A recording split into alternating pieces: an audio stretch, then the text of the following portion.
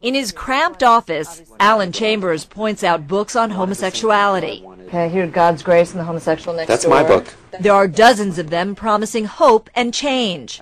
But is change possible? I came out of homosexuality. Chambers, now married with 2 kids, says it is. I think the best hope that we can give each other is by being really honest. He heads up Exodus International, an umbrella group of nearly 170 ministries across the country meeting this week. The group caters to so-called ex-gays, men and women like Chambers who say they have overcome homosexuality. I have absolutely 100% no desire to be involved in homosexuality or to be with someone of the same sex. That's different than temptation, it's different than attraction, but I'm not gay. There are some critics out there who will say, all you've succeeded in doing is suppressing your real sexual urges. I challenge anyone to say that what I have isn't authentic and it isn't real, because no one can say that. And yet that's exactly what many men and women maintain who went from gay to not gay and back again. Darlene Bogle, once a major voice in the ex-gay movement, appeared today with other former Exodus leaders to say they were wrong. I apologize to those individuals and families who believe that my message of change was necessary to be acceptable to God. Indeed, there are many programs, from teen workshops to support groups to one-on-one therapy, some of it unconventional. All say they cure what they call same-sex attraction, though none offer any scientific proof.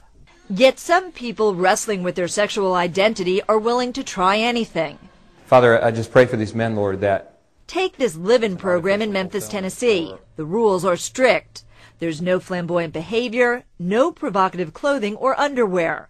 Men travel in groups of 3, read Bible passages dealing with sexual immorality, and keep journals, what they call moral inventories. Other techniques used in non-religious-based therapies include something called bioenergetics to release painful memories. Mom! Mom! Why did you do that to me? Psychiatrist Jack Drescher specializes in homosexuality. He denounces these types of therapies as harmful. Just unfortunate that that there are people who are willing to accept, because of their desperate homosexual feelings, to accept these kinds of treatments. This is David. Which is why some therapists like David Matheson say, keep God out of it. It is an emotional and a psychological issue, not a spiritual or religious issue. Similar to diabetes. Not to compare the two, but if someone was dying of diabetes, I'd send them to the hospital and not to church. That may help explain a recent shift in parts of the ex-gay community towards choice, not change. The sexual identity therapy puts the emphasis on how do you want to live? What do you believe is valuable? What are your beliefs? What core beliefs do you have?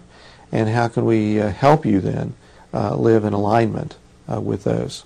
In some cases, that means celibacy.